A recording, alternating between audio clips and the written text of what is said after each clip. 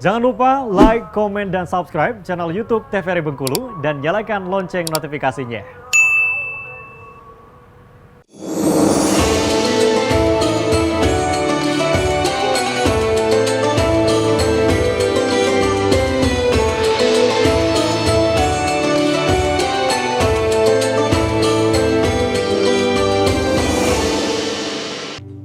Assalamualaikum warahmatullahi wabarakatuh. Selamat sore pemirsa yang dirahmati Allah. Senang sekali berjumpa kembali bersama saya Meilianti Rona Asmara di program kesayangan kita Mutiara Kolbu. Pada hari ini Mutiara Kolbu mengangkat tema refleksi di Tahun Baru Islam.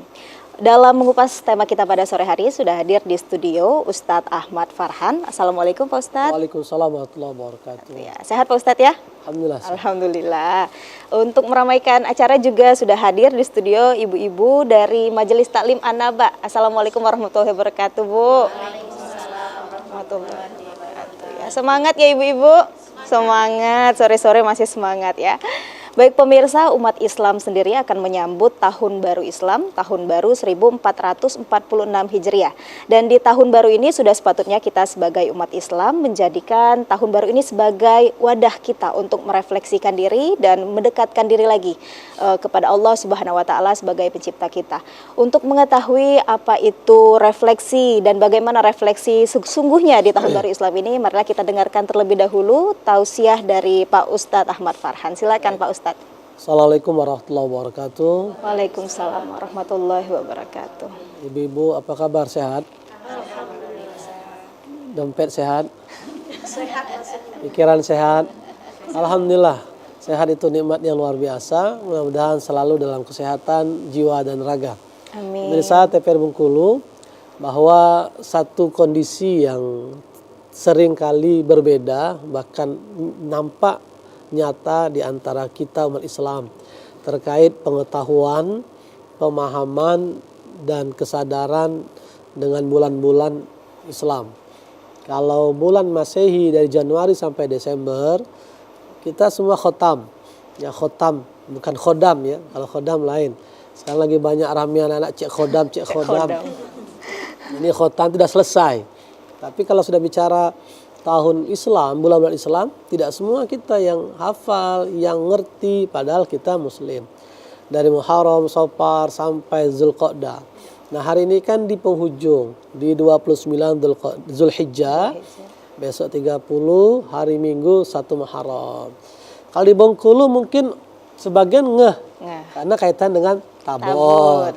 Ya, bahwa kalau udah mau festival Tabot berarti masuk 1 Muharram. 10 hari sampai Tabot terbuang, ada pasar malam, ada jajanan.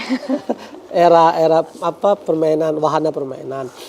Nah, tapi selain dari itu kan Allah sudah mengingatkan dalam surah Al-Hasyr itu orang beriman ini mesti selalu memperhitungkan, mengkalkulasi hidupnya, apa yang sudah dan apa yang akan. Ya, ittaqullah wal tanzur nafsum ma qaddamat lighad. Ya. Kita ini sudah di ujung tahun nih. Karena pemirsa, kalau urusan dunia kita ini semua nggak usah diajarin. Mungkin expert semua. Kalau bahasa Bengkulu lihai semua. Lihai. Kalau yang kerja di perusahaan langsung dibuat itu. Progress reportnya, target bulanan, target triwulannya, target tahunan. Oh semua itu dengan segala skema, planning, evaluasi. Ya, jos gandos, top marko top lah kata anak-anak kan. Tapi kalau urusan akhirat, kadang itu yang kita lupa. Sholatnya masih sama enggak kayak kemarin? Masih ternyata. Kok enggak dirubah? Nah, ternyata pelitnya masih, kok enggak diganti? Ya, kesiangannya masih sering, kok enggak berubah? Itu mesti dievaluasi. Karena tahun demi tahun Allah masih kasih kita kesempatan kehidupan. Kalau kemarin ternyata di 1445 Hijriah ini persoalan kita secara vertikal ke Allah selaku sebagai hamba kita masih banyak masalah. Sholat ya, sekali 5 hari misalkan. Orang sehari 5 kali, dia sekali 5 hari. Ini kan bermasalah nih. Penghasilannya lebih dari cukup, lebih dari nisab, tapi nggak berzakat. Itu kan harusnya dikoreksi. Oh jangan lagi. Selama ini sering bohongi suami misalkan. uang dikasih suami katanya ada, bilang nggak ada, misalkan. Walaupun baik awalnya, tapi jangan bohong terus.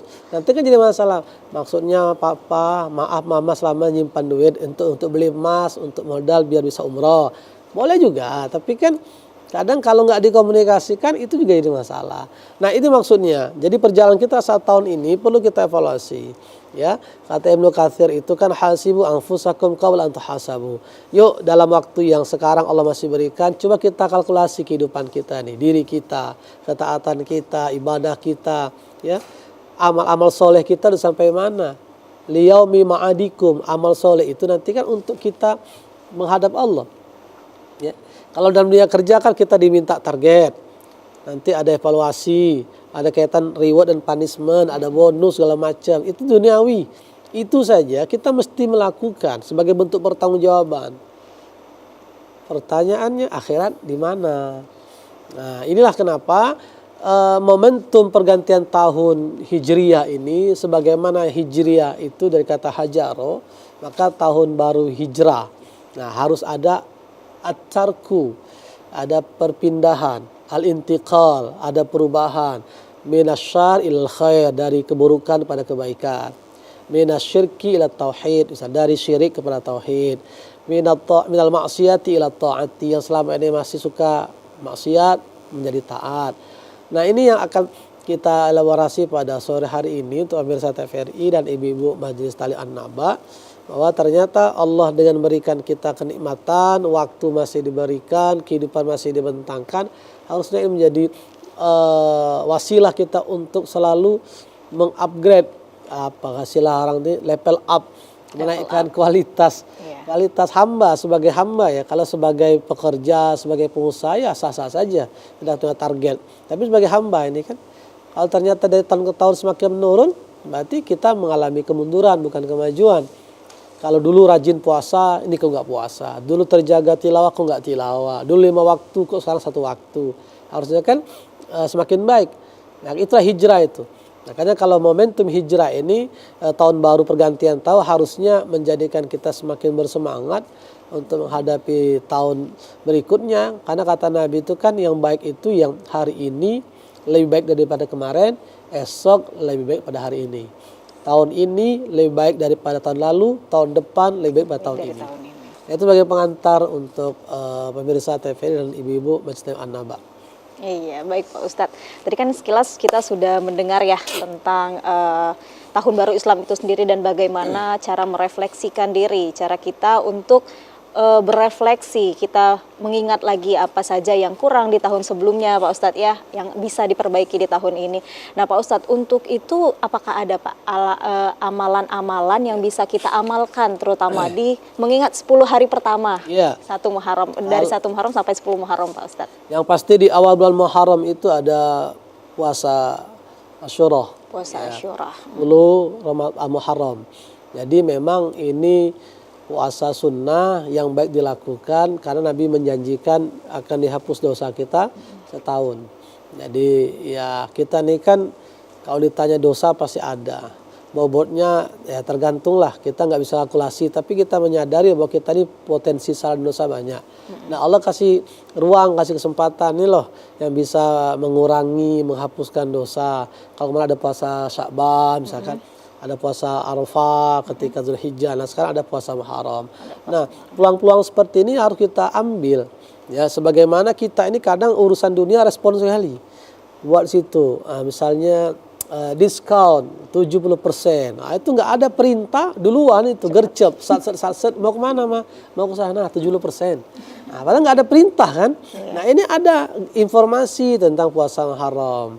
Ya ada informasi kemana puasa Arafah, ada puasa Sya'ban. Nah, kalaupun kemudian kita tidak tergerak, tentu menjadi kerugian.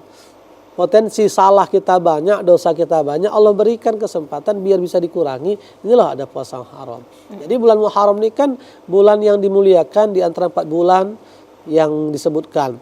Inna iddatasy syuhuri indallahi 12 syahran. Jadi ada 12 bulan, 4 yang disebut bulan mulia, yang berbarangan itu Sya'ban, Dzulqa'dah, Dzulhijjah, yang terpisah itu Muharram. Nah, ini bulan mulia.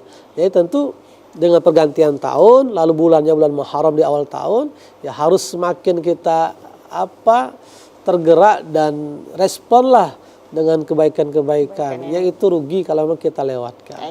Kita tahan dulu Pak Ustadz ya, tadi baru satu ada amalan yang bisa kita kerjakan di bulan Muharram.